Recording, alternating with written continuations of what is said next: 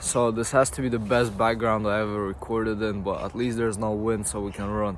So I want to talk about what I do before going to training. So currently I do martial arts sometimes, so I've done judo there, and I used to do taekwondo before. I tried karate a few times over the past few months, and I usually train arm wrestling every Saturday, right?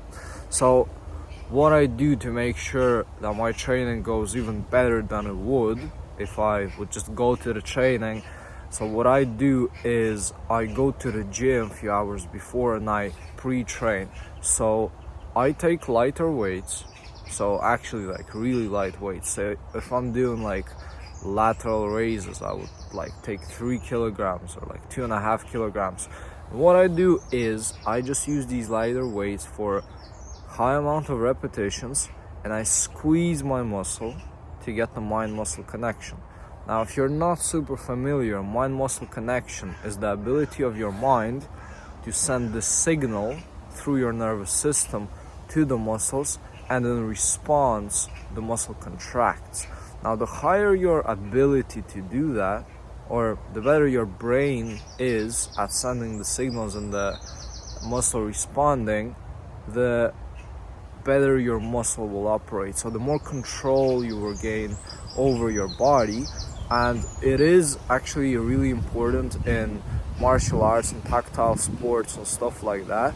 And I actually feel like it's less important in bodybuilding, but I haven't got there yet fully. Although I believe like in bodybuilding, when you got a really good mind-muscle connection, you can build muscle without it, but when you get really good mind-muscle connection, you get this depth of muscle, which you can really see when you get shredded. So if you ever watch people who compete, well, I don't know if you do, but if you ever see people who compete, there's like difference in depth and hardness of their muscle. So like, say a person A who has better mind-muscle connection, person B has worse mind-muscle connection. Person A, they would have like more muscle fibers visible. There's going to be more division and there's going to be more definition and stuff like that.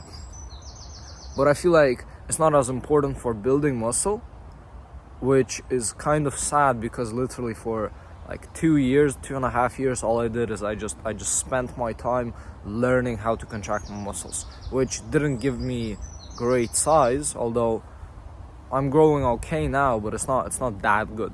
But so coming back, I believe that it's very good for specifically sports, because say if I'm kicking with my leg, I can contract my leg during the kick, and I can contract my other leg during that same kick to make sure I'm stable.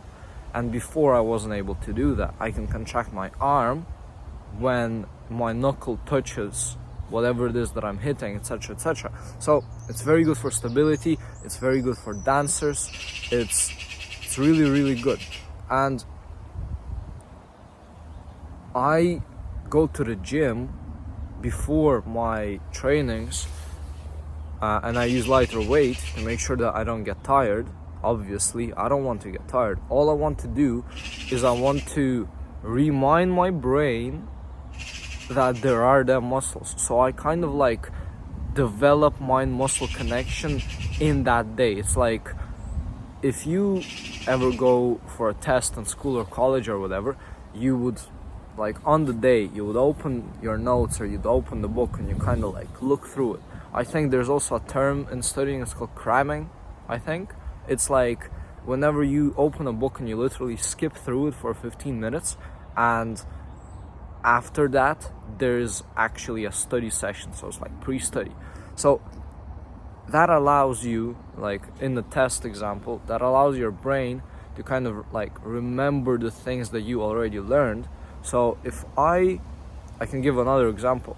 Imagine you have a table, yeah, and there's a bookshelf on the side, and on the bookshelf you can see different books, but they're not on the table. So the bookshelf is your long-term memory, and the table is your short-term memory, what it is in your brain right now.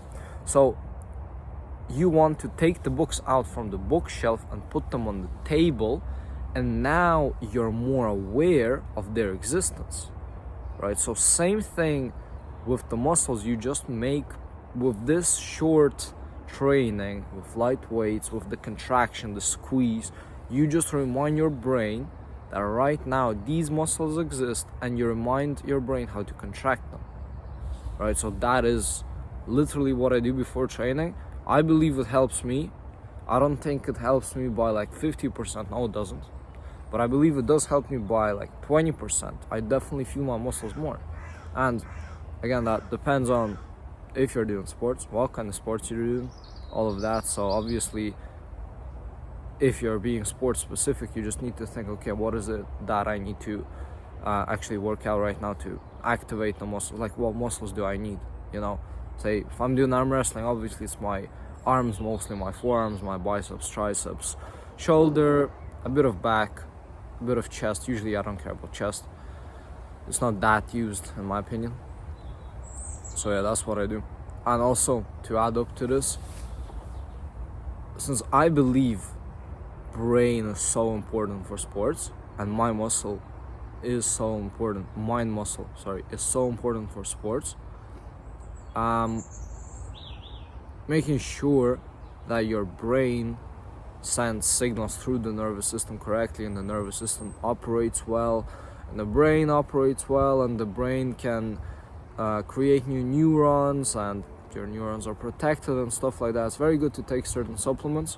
So I've been trying different stuff, and I believe that taking omega-3, taking lecithin, taking GABA at night for calming of the nervous system, and a few others, they're very, very good. Just to, like, you should just check things for nervous system if you're a sportsman. Like, what is there, what is out there that will allow my nervous system to operate better? Because again, everything, like if you're a sportsman, everything that you do, if you run, if you close your hand, anything, if you tense your leg, anything, it's based on the signal that your brain creates, and it sends it down to central nervous system, and then it sends it down through cranial nerves to your hands or to your legs or whatever, and then the muscle fibers, thousands, millions of muscle fibers, they respond.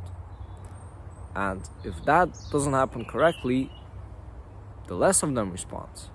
And there's an interesting thing, like if you compare a person who's just a beginner, like who never really done sports, and that's actually why it's really important to do sports in the childhood, because you learn to activate muscle fibers without like really like putting yourself into it. You just like play or whatever, but your nervous system learns how to operate with muscle fibers. Like you learn how to use your body, obviously. So you could consider three types of people. Yeah, one who just started, a complete beginner.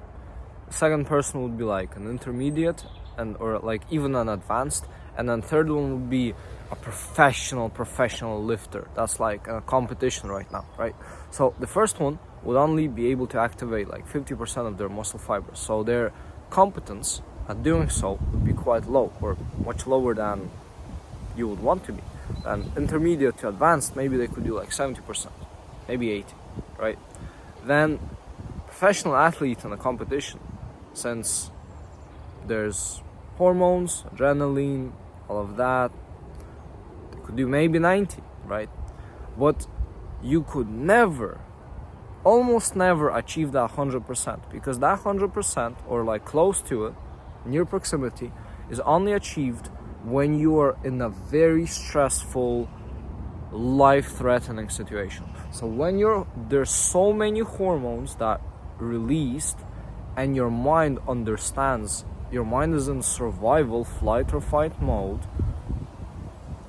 that you know that like you're going to die, for example, or something very bad is going to happen to you if you don't do X. So say, if you've ever seen how females in survival situations or something, they like they can lift half of the car to save their child, which like you can't see that, like it's not possible, but then it is possible when that survival situation with a lot of hormone exposure comes, which is interesting because like even athletes, they try to get to that level when they say they slap on their shoulders or whatever, they use the sniffing salts or stuff like that to kind of get closer to that line where they can get the most out of them, but it's still, you still won't really get the 100%.